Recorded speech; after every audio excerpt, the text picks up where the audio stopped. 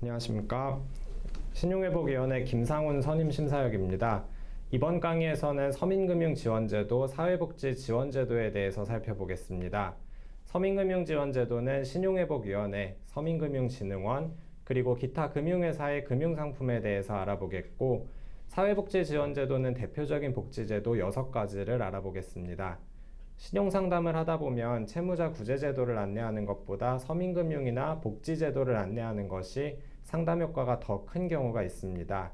앞으로 설명드릴 이 주요 내용을 잘 기억해 두시면 좋겠습니다.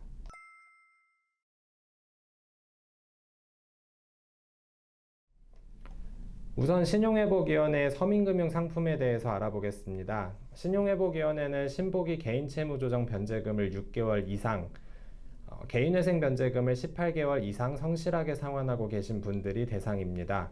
보유재산이 과다한 분들, 채무조정 효력이 상실되거나 개인 파산을 신청하신 분들, 한국신용정보원의 연체정보 등이 등록되어 있는 분들, 그리고 어음수표 부도거래처인 분들은 대출 신청이 불가합니다. 신용회복위원회가 운영하는 소액대출 상품은 크게 6가지입니다. 생활안정자금, 학자금, 시설개선자금, 운영자금, 고금리 차원자금, 세희망 힐링론이 있고, 학자금을 제외하고 나머지 5가지 대출은 모두 1,500만 원이 한도입니다. 금리는 연 4.0%, 대출 기간은 원리금 분할 상환 조건으로 5년 이내입니다. 신보기 소액대출 제도는 가급적 많은 채무자들에게 지원하기 위해서 일반 생계비는 최대 500만 원 한도로 운영하고 있습니다. 실물 서류로 용도가 증빙되는 경우에 최대 한도는 1,500만 원입니다. 네, 다음은 서민금융진흥원의 금융상품입니다.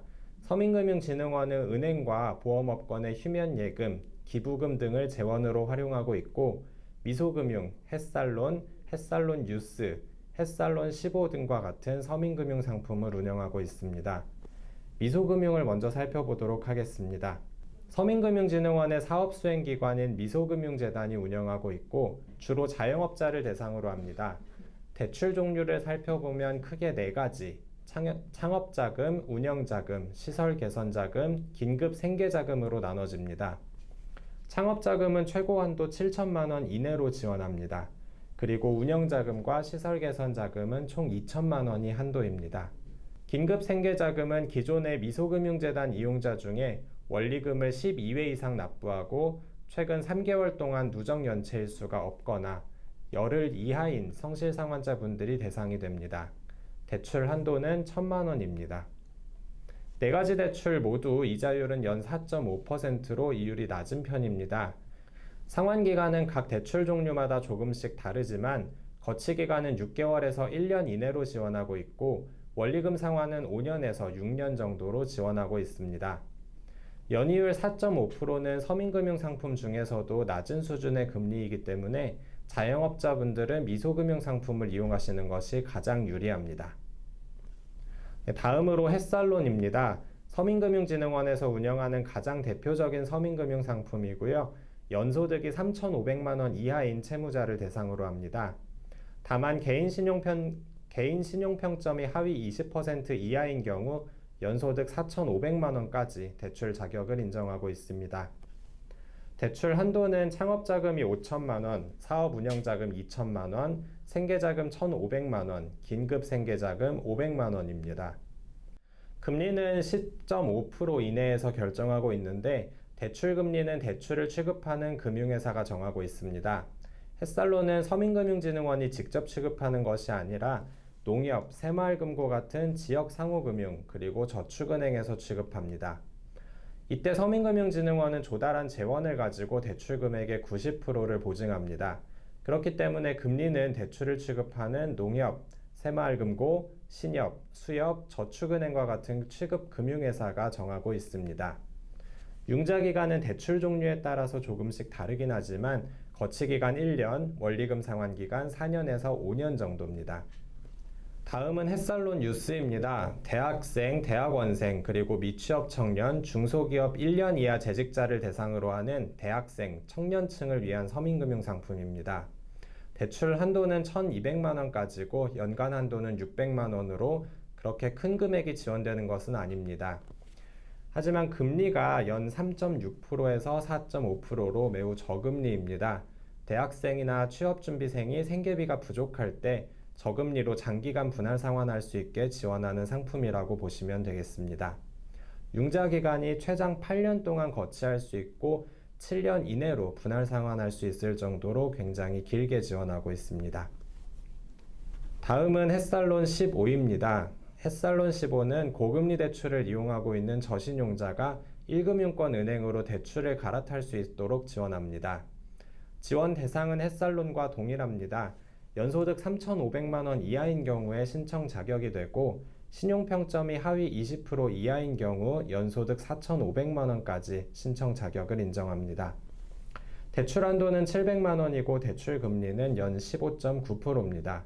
대출 금리가 다소 높다고 생각될 수 있는데 대출금을 성실하게 상환할 경우 1년마다 금리를 조금씩 인하하기 때문에 성실 상환 인센티브를 모두 받는다고 하면 대출 금리가 그렇게 높은 편은 아니라고 볼 수 있겠습니다. 그리고 최저신용자분들은 고금리 대출을 이용하다가 1금융권 은행으로 대환할 수 있는 것이기 때문에 신용상 큰 이득이 됩니다. 신용회복위원회와 서민금융진흥원 이외에도 다양한 기관에서 서민금융상품을 운영하고 있습니다. 대표적으로는 주택금융공사와 근로복지공단을 꼽을 수 있는데요. 주택금융공사에서는 신용회복위원회 채무조정 성실상환자를 대상으로 3천만 원 한도 안에서 보증금을 지원합니다. 그리고 근로복지공단에서는 근로자를 대상으로 하는 근로자 생활안정자금 대출이라는 상품을 운영하고 있습니다. 이 사업장에서 3개월 이상 근로하고 있는 월평균 소득이 중위소득 3분의 2 이하인 근로자가 대상입니다. 대출 한도는 대출 종류에 따라서 조금씩 다릅니다. 의료비나 장례비는 최대 1,000만 원, 혼례비는 최대 1,250만 원, 부모 요양비나 학자금은 최대 500만 원, 소액 생계비는 최대 200만 원 한도로 금융 지원을 하고 있습니다. 대출 금리는 서민금융 상품 중에 가장 낮은 이율인 연 1.5%로 지원하기 때문에 3개월 이상 근로하고 계신 근로자의 경우 근로복지공단 대출 상품을 이용하는 것이 가장 이상적이라고 볼 수 있겠습니다. 은행과 저축은행에서 운영하고 있는 서민금융 상품도 있습니다. 대표적인 상품이 세희망올씨와 사윗돌 대출인데요. 은행에서 취급하는 세희망올씨는 햇살론과 지원 대상이 동일합니다. 대출 한도는 3천만 원, 대출 금리는 10.5%입니다. 1금융권 은행에서는 사윗돌 대출이라는 상품을 운영합니다. 사윗돌 대출은 상환 능력이 있는 근로자나 사업자, 연금소득자가 대상이고 대출 한도는 2천만 원입니다. 대출 금리는 세희망올씨와 유사하게 연 10% 이내로 지원하고 있습니다. 1금융권 은행에서 사윗돌 대출 이용이 불가한 분들은 저축은행에서 사윗돌 대출 2라는 상품을 신청해 볼 수 있습니다. 대출 한도는 3천만 원으로 1금융권 은행보다 조금 더 큰데 대출 금리가 다소 높습니다. 연 19.9% 이내로 지원하고 있고 저축은행에 따라서 금리가 조금씩 다릅니다. 다음은 사회복지지원제도에 대해서 살펴보도록 하겠습니다. 먼저 가장 대표적인 사회복지제도인 기초생활보장제도에 대해서 알아보겠습니다. 기초생활보장제도는 여러 가지 급여를 지원하고 있습니다. 생계급여, 의료급여, 주거급여, 교육급여, 해산급여, 장제급여 등의 급여를 지원하고 있는데 가구원 수에 따른 소득을 기준으로 급여 종류가 나눠집니다. 생계급여는 중위소득의 30% 이하인 경우에 대상이 되고 생계급여 선정 기준 금액에서 가구소득 인정금액을 차감한 금액을 현금으로 지급합니다. 흔히 얘기하는 기초수급비가 이 생계급여라고 보시면 되겠습니다. 의료급여는 가구원 수에 따른 중위소득의 40% 이하인 경우 대상이 됩니다.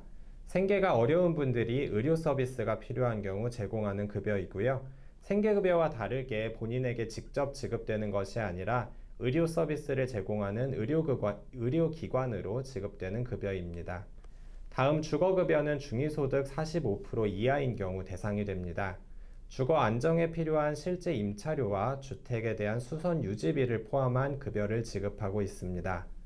교육급여는 중위소득 50% 이하인 경우에 지급되는 급여입니다. 초등학생이나 중학생에게는 학용품비, 부교재비가 지원이 되고 고등학생 자녀에게는 입학금, 수업료, 교과서 대금이 추가로 지원됩니다. 다음은 해산급여와 장제급여입니다. 해산급여와 장제급여는 중위소득 45% 이하인 분들이 대상입니다. 해산급여는 분만 전후로 필요한 조치와 보호를 위해 지급하는 급여고, 장제급여는 수급자가 사망한 후에 장례 조치에 필요한 금품을 지원하는 급여입니다. 생계, 의료, 주거, 교육, 해산, 장제급여 모두 중복 지원이 가능합니다. 다음은 차상위 계층 지원제도입니다. 가구원 수에 따른 기준 중위소득의 50% 이하인 저소득 가구가 대상입니다. 저소득 가구이지만 앞서 보셨던 기초생활보장제도의 수혜를 받지 못한 저소득 가구가 대상입니다. 차상위 계층에 대해서는 정부 부처별로 여러 가지 지원을 하고 있습니다. 보건복지부에서는 양곡 할인이 대표적이고, 행정안전부에서는 일자리 사업, 그리고 산업통상자원부에서는 전기요금 할인, 교육부에서는 장학금, 고용노동부에서는 국민취업지원제도, 문화체육관광부에서는 통합문화이용권을 발급하는 것이 대표적인 지원 사업이라고 볼 수 있겠습니다. 다음은 한부모가족 지원제도입니다. 한부모가족은 모자가족, 부자가족, 조손가족을 의미합니다. 만 18세 미만의 아동을 양육하고 소득 인정액이 기준 중위소득에서 52% 이하인 가구에 대해서만 한부모가족 지원제도의 혜택을 받을 수가 있습니다. 다만 예외적으로 한부모가족 부모가 청소년인 경우에 기존 중위소득의 60% 이하로 소득 기준을 조금 완화해서 적용하고 있습니다. 아동 양육비와 교육비를 지원하고 있는데, 청소년 한부모 가족의 경우 아버지나 어머니를 위한 검정고시 학습비, 고등학생 교육비까지 지원하고 있습니다. 그리고 아동을 양육하기에 안전한 환경을 위해서 국민주택 우선 분양권이나 우선순위 입주권, 그리고 한부모 가족 복지시설 이용을 지원하기도 합니다. 또한 법률 상담이나 법률구조 서비스, 그리고 가족 상담 서비스도 지원하고 있고, 통신요금 감면, 민원서류 발급 수수료 면제, 그리고 문화이용권 지급 등의 혜택도 지원하고 있습니다. 다문화가족 지원제도입니다. 다문화가족은 결혼 이민자 또는 대한민국 국적을 취득한 외국인이 대한민국 국민과 결혼한 이후에 이루어진 가족을 의미합니다. 다문화가족 지원은 앞서 보신 복지지원제도와는 다르게 경제적 지원이 아니라 교육과 상담 위주의 지원을 하고 있습니다. 결혼 이민자가 한국 사회에 잘 적응하고 정착할 수 있도록 교육을 충분히 제공하고, 어려운 점이 있는 경우에 상담 서비스를 이용하도록 하는 것이 다문화가족 지원의 취지라고 보실 수 있겠습니다. 다음은 긴급복지지원제도입니다. 긴급복지지원제도는 생계 곤란과 같은 위기 상황에서 도움이 필요하신 분들, 그리고 주거를 같이 하고 있는 가구 구성원에게 일시적으로 신속하게 생계 지원과 의료 지원을 하는 제도입니다. 지원 대상은 생계 유지가 곤란한 저소득층 가구가 위기 사유, 소득, 재산 등의 요건을 충족하는 경우 대상 자격을 인정합니다. 위기 사유는 소득 상실, 질병, 화재 등으로 생활이 곤란하거나 방임, 유기, 학대, 폭력 등을 당한 경우, 그 밖에 지자체 조례로 정한 사유가 발생한 경우에 위기 사유로 인정을 하고 있습니다. 소득 요건은 기준 중위소득의 75% 이하고, 재산 요건은 거주 지역에 따라서 기준이 조금씩 다릅니다. 금융재산은 지역에 관계없이 500만 원 이하여야 합니다. 생계지원과 의료지원이 주요 내용인데, 생계유지에 필요한 비용이나 현물을 지원하고 있고, 각종 검사나 치료 같은 의료 서비스, 그리고 약제비까지 지원하고 있습니다. 그리고 주거지원에 필요한 분들에게는 임시거주지를 제공하고 주거비까지도 지원하고 있습니다. 다음은 국민취업지원제도입니다. 국민취업지원제도는 취업성공 패키지라는 이름으로 잘 알고 계실 텐데요. 2021년부터 국민취업지원제도로 명칭이 바뀌었습니다. 취업상담과 직업훈련, 그리고 취업 알선까지 체계적으로 지원하고 있기 때문에 이용자들의 만족도가 높은 프로그램입니다. 지원 대상은 유형에 따라서 조금씩 다릅니다. 1유형은 저소득층이 대상입니다. 기준 중위소득 60% 이하의 소득이 발생하는 가구가 대상이 되고, 2유형은 중위소득 100% 이하인 가구원을 대상으로 하지만 미취업 청년과 중장년층만을 대상으로 하고 있습니다. 국민취업지원제도는 총 3단계로 이루어진 프로그램인데, 1단계에서는 우선 취업 상담을 합니다. 전문가와 함께 목표와 계획을 수립하는 단계이고 이때도 참여수당이 지급됩니다. 2단계는 1단계에서 설정한 취업 목표와 계획을 달성하기 위해 직업훈련을 실시합니다. 직업훈련 기간 동안에도 훈련 수당이 지급됩니다. 3단계에서는 2단계에서 형성된 취업 능력을 바탕으로 취업을 알아봅니다. 고용센터를 통해서 취업 알선을 받고 본격적으로 취업 준비를 시작하게 됩니다. 네, 여기까지 서민금융제도와 사회복지지원제도에 대해서 살펴보았습니다. 고생하셨습니다.